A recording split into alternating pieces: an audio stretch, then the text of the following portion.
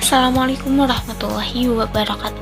Halo semuanya, perkenalkan saya Lianis Tutudia dari kelas C2.23 dengan Prodi Manajemen Informatika dengan NPM 204230002. Jadi pada kesempatan kali ini saya akan menjelaskan mengenai probabilitas. Apa sih itu probabilitas? Yuk kita bahas bareng-bareng. Baik, teman-teman bisa lihat di sini bahwa probabilitas adalah angka yang menunjukkan kemungkinan atau peluang dari sebuah peristiwa yang terjadi. Nah, untuk melihat kemungkinan atau peluang tersebut harus melakukan sebuah pengukuran ya. Nah, dengan cara apa nih pengukuran tersebut bisa dilakukan? Oke, pengukuran yang bisa kita lakukan di sini bisa menggunakan dua cara. Yang pertama dengan populasi dan yang kedua dengan sampel. Oke, kita bahas apa sih sampel dan apa itu populasi. Apa itu populasi? Populasi adalah sebaran data secara keseluruhan.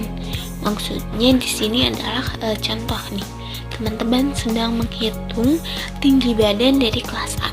Nah, di kelas A ini total seluruh siswa atau total seluruh murid yang teman-teman hitung tinggi badannya ada 25 siswa.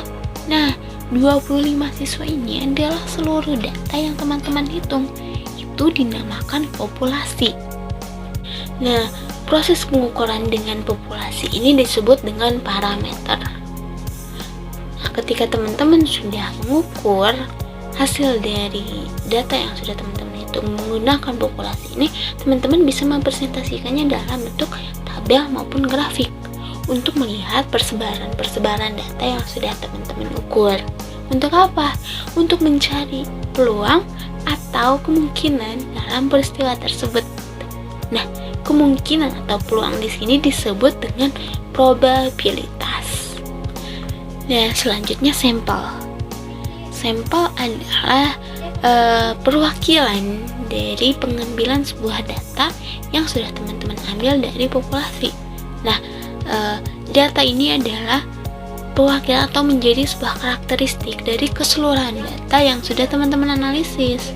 Misalkan contohnya di dalam kelas yang berisikan 25 orang itu, teman-teman mengambil satu orang siswa dengan tinggi badan yang memang mayoritas, yaitu tinggi badannya 50 cm. Nah, teman-teman mengambil satu orang siswa dengan tinggi badan 25 cm ini, tinggi badan 50 cm ini sebagai contoh dari banyaknya siswa yang memiliki tinggi badan 50 cm.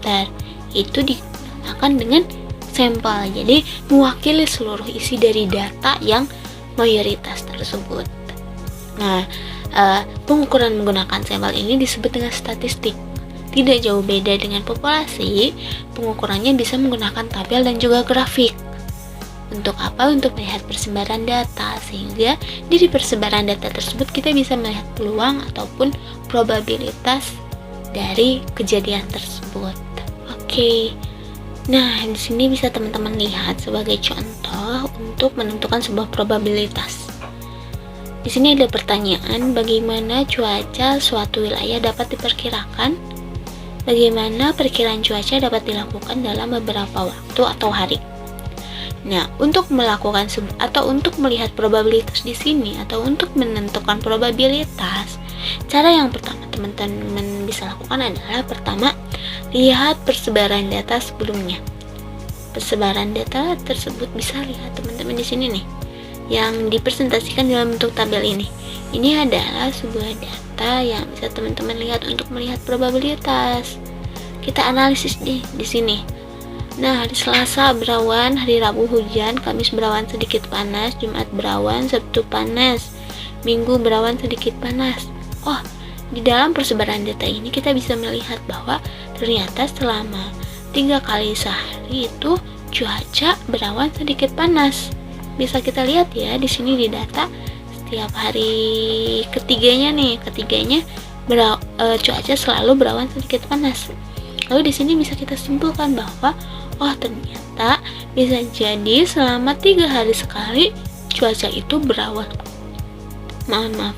Cuaca itu bisa kita simpulkan di sini bahwa cuaca itu berawan sedikit panas. Nah, sebuah kalimat kemungkinan 3 hari sekali cuaca sedikit panas ini adalah sebuah probabilitas. Jadi kita bisa menentukan bahwa probabilitas yang terjadi adalah 3 hari kemudian cuaca berawan sedikit panas. Seperti itu ya. Gimana nih teman-teman? Udah sedikit terbayang gak sih tentang probabilitas itu apa? Nah, sekarang saya mau melanjutkan di teori probabilitas. Nah, di dalam teori probabilitas itu bisa teman-teman lihat di sini bahwa teori probabilitas itu memiliki 3 teori. Yang pertama ada aturan penjumlahan, meliputi penjumlahan khusus, penjumlahan umum, dan komplement. Yang kedua ada aturan perkalian. Nah, meliputi perkalian khusus, perkalian umum, probabilitas bersyarat, dan probabilitas gabungan. Dan terakhir ada teorema Bayes. Ketiga hal tersebut merupakan teori dari probabilitas. Oke, dalam teori probabilitas ini kita akan membahas terlebih dahulu yang aturan penjumlahan. Yang pertama ada penjumlahan khusus.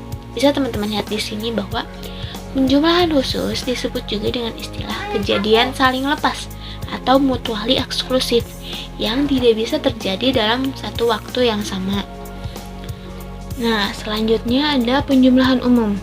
Nah, penjumlahan umum ini adalah semacam kebalikannya dengan penjumlahan khusus yang dimana kejadiannya itu tidak saling lepas atau bisa terjadi dalam satu waktu yang sama. Oke, kita langsung aja ke contoh soalnya itu. Nah, untuk rumusnya itu ada peluang dalam kurung A atau B sama dengan peluang A ditambah peluang B dikurangi peluang A dan B.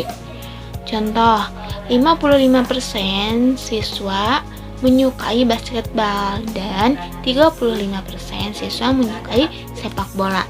Lalu ada 15% siswa menyukai keduanya. Berapa probabilitas siswa yang menyukai basket atau sepak bola? Teman-teman bisa menggunakan rumus yang di atas. Seperti ini ya. Peluang basket dan juga peluang bola kita hitung pertama. Nah, untuk menjawab pertanyaan tersebut teman-teman bisa menggunakan rumus peluang A atau B sama dengan peluang A ditambah peluang B dikurangi peluang A dan B. Nah, untuk menjawabnya jadi bisa teman-teman masukin bahwa peluang A atau 55% ditambah peluang B 35% dikurangi peluang A dan B. Nah, peluang A ini adalah siswa yang menyukai basketball sebanyak 55% dan peluang B ini adalah siswa yang menyukai sepak bola atau 35%. Jadi, 55% ditambah 35% adalah 90%. Dikurangi peluang A dan B yang menyukai sepak bola dan juga basket itu sebesar 15%. Sama dengan 75%. Nah, jadi kemungkinan probabilitas siswa yang menyukai basket ataupun soccer ataupun sepak bola ialah 75%. Oke, selanjutnya ada terakhir nih, komplement. Komplement ialah sebuah kejadian A dalam himpunan semua kejadian yang bukan A.